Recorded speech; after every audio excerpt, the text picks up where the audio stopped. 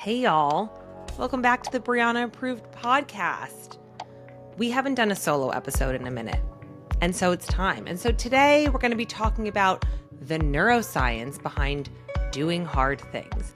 We're going to, of course, start with the fun fact of the day while I sip cafe, and we're going to talk about different parts of the brain that deal with willpower and why we should be valuing the effort and the process. And then, of course, we're going to do a little segment at the end called Reflect and Connect, where I give you practical tips on how to embrace the suck to help train your brain to do things that you don't love doing. But let's get into the fun fact of the day while I sip cafe. Did you know that willpower activates the prefrontal cortex? Now, this is the part of the brain that's located in the front of the brain, right near our forehead, and this plays a role in making decisions, especially around decisions that deal with inhibition, so like throwing your inhibitions to the wind. And if we have something called willpower depletion, what can happen is that we can actually have decrease in the anterior cingulate cortex, which we'll talk about in a second. And we can also have lower levels of willpower or willpower being depleted due to other things like low blood glucose levels and a person's belief around willpower. So there is this aspect of narrative storytelling, the limiting beliefs that we have around things. And what we know is that there's actually different kinds of willpower. So there's effortful willpower, which means this involves suppression or actively blocking temptations and urges. So let's say you're on a diet and you are trying to avoid sugar, right? You're like doing temptation. The problem with that is willpower is a limited resource, and ultimately biology takes over sometimes and you give into these cravings. So effortful willpower, trying to kind of white knuckle your way through things. And then we have effortless willpower.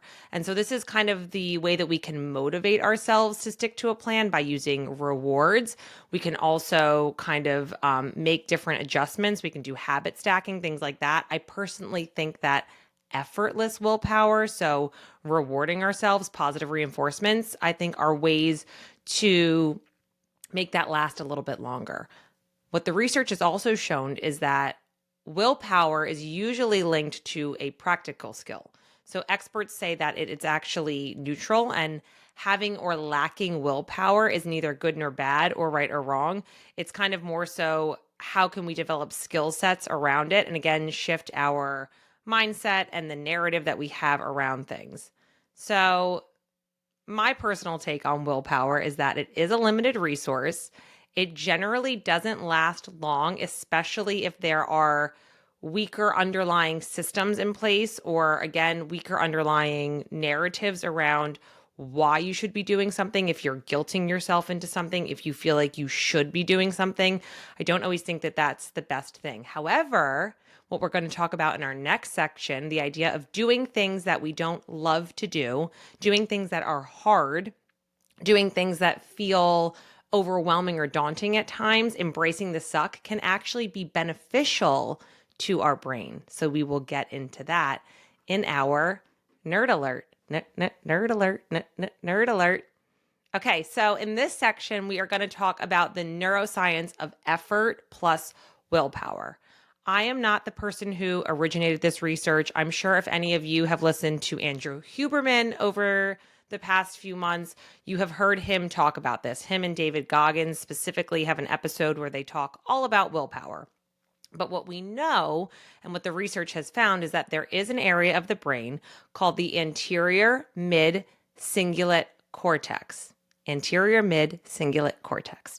Now, this is a part of the brain that is activated when people engage in difficult tasks, especially and particularly when they don't want to do them. That is the key factor here. It's engaging in tasks that are difficult that you don't want to do. This part of the brain does not get activated if it's something that you're like, I'm not super stoked about it, but like I'll do it anyway. And I'll give you examples of this in a minute.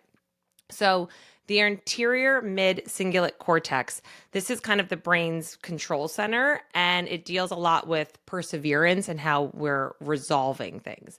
And it deals a lot as well with cognitive function that deals with willpower. So because our brains are kind of constantly doing this sort of like cost benefit analysis of all of the choices and actions we make, our body and brains are kind of saying like, is the activation energy actually worth this here? And is the effort, the cost of the effort, going to pay out big dividends? And when our brains are really hard at work, the anterior cingulate cortex, again, this is what's tracking our effort. And the neural activity actually appears to kind of go in line with how much effort we're exerting, particularly for this part of the brain. So these efforts that we do, low effort, high effort, can signal to the brain to evaluate whether it's worth for us to keep doing this or for your brain to be like, guys, we've had enough here. We are doing this no longer. And when we have a lot of this mental effort that we're exerting, this can actually activate the sympathetic nervous system. So that fight or flight response. So your pupils can dilate, your heart can beat faster. This is why after doing something that is mentally taxing, you do feel tired. Maybe you feel like extra hungry. You feel like you did like a mental workout on some level. I know when I do a lot of research, I have to eat a snack beforehand or I'll feel hungry or depleted afterwards. So there is some nuances to that, again, because when we are exerting mental energy, this is activating the sympathetic nervous system. And when we look at the neuroscience around willpower and this anterior mid cingulate cortex, what we have to take into account is engaging in behaviors that we don't want to do. But what's really interesting is that this area of the brain can actually grow throughout your life by regularly engaging in undesired things that are simultaneously difficult. So, for example, the idea of cold plunging, this is what Huberman explains in his episode. If you're somebody like me, I always joke and say that my entire life is a cold plunge. I have zero desire to go into the cold plunge and be cold. If I say to myself, I don't like doing this, I really don't want to do it, and then I go and do it, my anterior mid-cingulate cortex can actually now and grow. But if I'm somebody who's like, yeah, I did this yesterday and it was actually amazing, and then I go and do it again the next day, that is the caveat here. We have to continuously do things that we don't want to do, that we're not excited about, that are difficult, that can make this area grow. So doing something you don't want to do. This could be going to the gym when you really don't want to do. It's about adding things that you're like, oh my God, I would rather literally do anything except this. So what's interesting is that this area of the brain is actually smaller in obese people, and it can get bigger when they diet. Again, because like, who's excited about doing a diet? No one. And it's larger in athletes, and it can grow larger in people that see themselves as engaging in something that is challenging or overcoming challenges. So this area of the brain can actually grow over time. And again, what the neuroscientists are calling this is kind of the, not necessarily the seat of willpower, but perhaps the seat of the will to live. So because as we know, life is a series of problems that we just get better at solving. We're going to always have difficult things. We have to learn to, on some level, embrace doing these difficult things. And I think if you can understand that there's actual neurological benefits to this, this might entice you to want to engage in that. So again, we can build this area up. We have to do something that we don't want to do. And I think a good segue into that is also understanding where effort plays a role. So if given the option, I think we know that most people would say, if something is easier, this feels better. Effort is really tough. Exerting effort is not something we are always extremely excited about. So if we have a choice of two cognitive tasks, people generally prefer to do the easier one and are willing to accept having fewer rewards to avoid having to try harder. There was actually a study that was done in 2020 that found that people are willing to accept physical pain over avoiding cognitively demanding tasks. So people would rather have physical pain than engage in something that is cognitively demanding. And what scientists call this is the law of least effort. And it applies to animals and to humans. So in research in rats actually chose to avoid physically challenging parts of a maze and cognitively demanding tasks. Now, we're not rats, but I think if people were given the choice to say, would I rather, this is why people don't change a lot of things about themselves, because it requires introspective work. It's physically, it's mentally taxing, and it requires this sense of effort and feeling uncomfortable and kind of going back at something and looking at it at different angles. And so again, effort can feel really costly, quote, if you will, because most of the time, if there's not a set external reward, let's say you're getting a trophy or you're getting a PR in the gym or you're getting a bonus check, right? What's like the mental or the emotional reward for putting in this effort? But neuroimaging and neuroscience has actually shown that there's an area of the brain called the ventral stradium. Now, this is a brain region that plays a role in processing reward outcomes. And it's actually more strongly activated when we achieve something throughout higher effort than with lower effort. So this area of the brain, the ventral stradium, can be activated more when we do something, when we actually exert higher effort than lower effort. And again, we tend to value effort, right? Like we know this is a tale as old as time. The more effort something takes, the more we tend to value it. And this is actually something that we can call type 2 fun. Think about people who go and climb mountains, or they are, running outside in the winter. You're like, why would this person ever do that when the exertion itself kind of feels terrible in the moment? This is categorized as type 2 fun.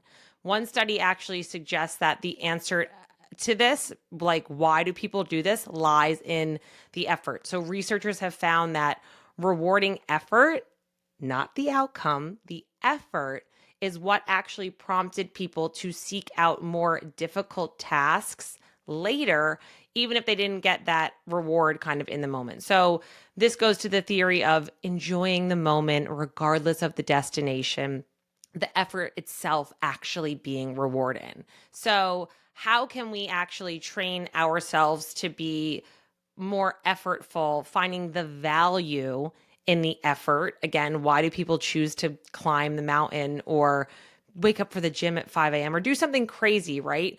Even if they know that there's not going to necessarily be this direct apple to apple reward.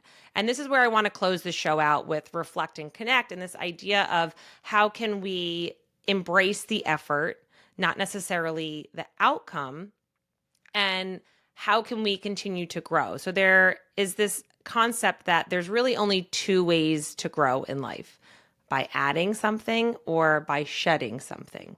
So do you want to add something to your life, or do you want to shed something in your life? I think that's a really good place to start with first. I don't think it's always about adding more things. Sometimes, depending on where you are in your journey, it is important to pause, take a semicolon, and say, where do I need to add something or where do I need to remove something?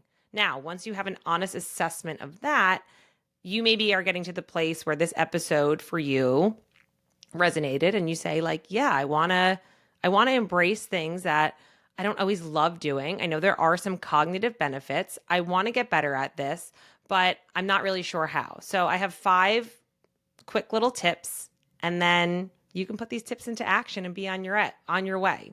So number 1, if you want to trick your brain into doing something that is difficult, here are 5 things you can do. Number 1, reward bundling. I love this. So this is kind of like habit stacking, where you can attach something that you love to the thing that you hate.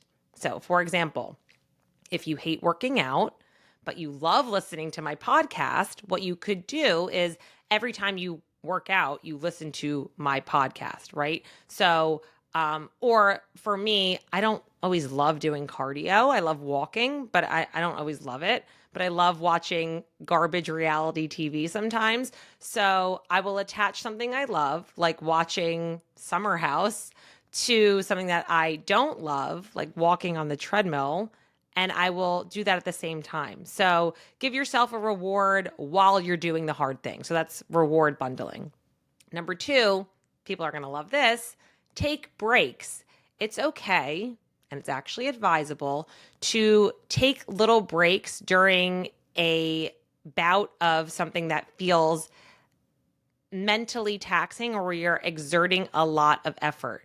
So if you're putting a lot of focus on the work that you're doing at hand, it's okay to take breaks. Stick to the plan, give yourself periods of rest, and then interpose that with periods of activity. Episode 60 of the podcast, I give a bunch of different techniques that talk about this, where you can actually kind of time block in sort of, I joke and call it like AMRAP working, where you work for 5 minutes, rest for 5 minutes, so on and so forth. Okay, number 3, how else can we trick our brain into doing things we don't want to do? Get a friend, get a homie, get an accountability partner. So having a partner or a friend or somebody that's going to go through the hard things with you is really important. Trauma bonding, if you will, but make it the mental edition. This can be nice because when you're done completing the difficult task, you can kind of do a debrief and say like, wow, at what point did you get stuck? Or where was this hard for you? Or I'm really proud of ourselves that we both actually did this. So I think getting an accountability friend is something that's super underrated, but can yield really high benefits. And then number 4 and number 5, this is actually from a book that I just read that is called How to Be an Imperfectionist by Stephen Guise. If you are a recovering perfectionist, like myself, like most of my listeners, then you are going to want to listen to tip 4 and 5. So number 4 is we want to embrace our imperfections and focus on actions, taking an action first method. Now, I believe it was Rich Roll who talks about the idea of your mood dictates action or mood follows action. So what a lot of people do when they're lacking, quote, motivation or willpower is that they start to try to think their way into what should I do or what plans should I make. But the antidote to that is doubling down on action. So when we're trying to find motivation, we need to actually be focusing on what action can I take right now. Action affects how we feel. So if you ever notice when you wake up first thing in the morning and maybe you're not in the mood to, let's say, go to the gym, or I know I joke a lot and I'll be like, I'm not feeling really worky today. But then you kind of start to do other things to almost like trick your mind. So I'll make a cup of coffee, I'll read a little bit of a book, I'll maybe listen to some music, I'll do some dishes or something like that. Because what's happened now is I've actually gained momentum, because what I was doing prior is I was thinking of all the things of, oh, why this is going to actually be hard and I got to go here and I got to do this. And so you've gained positive momentum, and that those actions have done that. So if we're trying to motivate ourselves by just changing the way that we think, what can happen is it can actually trap us in unrealistic thinking, or we could have a proclivity for perfectionism. If this idea in my head isn't perfect, then I'm not going to execute it. We fantasize about the unfolding of certain events. So for example, if you're like, I'm going to go to the gym after work, what happens is the end of the day is kind of creeping up and you're like, ugh, I'm going to be so tired. I'm going to be hungry. There's going to be traffic. It's going to take me 20 minutes. I have to get dressed and then undressed. And by the time I get home, and you go through this whole process in your head that's not even real. So all of these thoughts reduce our motivation. And so what we need to do is that we have to understand that the paradox about your ideas of the process are different from the reality. So set a time frame for yourself. Action first. What's something I can do? I'm going to put 20 minutes on the timer, and once I get to the gym, I'm going to see how I feel, and if I feel great, I'll keep going, and if not, I'll leave. So embrace imperfection, focus on actions, and have that action first method. And then last but not least, number 5, focus on the process. Focus on the output, not the outcome. This has been huge for me because as a recovering perfectionist, we focus so much on what the outcome is going to be. We don't enjoy the process.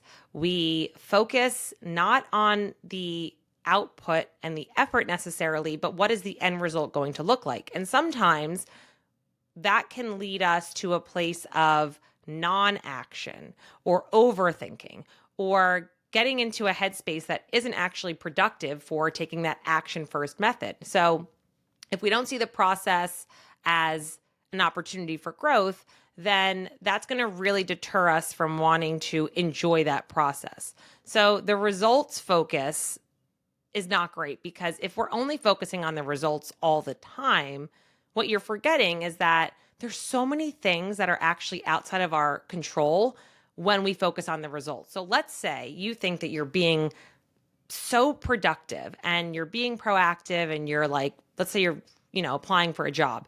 You prepare and you got all these questions ready and, you did your homework and you have your little notes and all of that. Like, you're focusing solely on the outcome. And what you don't realize is that there's so much that's out of your control. They might actually already have somebody in the queue for the job and they just have to interview you because it's company policy. Or, they're actually doing a hiring freeze, but you were kind of already on the calendar, whatever it is, right? So like, you have to not worry about the results so much. The outcome is a bonus, yes, but if we can truly focus on the process, enjoying the little steps, small steps help you focus on the process, right? Like if you want to learn to dance, start with buying a pair of shoes. Start with figuring out what kind of dance classes you want to take. If you want to learn a new language, you're not going to do that in a day. Focus on learning 5 new words a day. And remember that perfectionism doesn't guarantee success. The process is more important than the results. Small steps lead to significant results. Little by little is better than nothing at all. And in just embracing the power of the process, I think is going to be more beneficial than focusing on the outcome. So that's all I have for now. I hope this was fun. I hope y'all learned some new things about embracing things that we don't love doing and activating the anterior mid-cingulate cortex, because that can grow over time when we do things that are difficult that we don't want to do. We also understand that willpower is a limited resource, so let's not overly rely on that. And there are things that you can do to trick your brain into doing things that you don't want to do. Reward bundle, take breaks, get an accountability friend, embrace imperfection, and focus on the output, not necessarily the outcome. So, hope you all enjoyed this episode. I'll see you soon, and ciao for now. Ba-da-ba-ba-da-ba.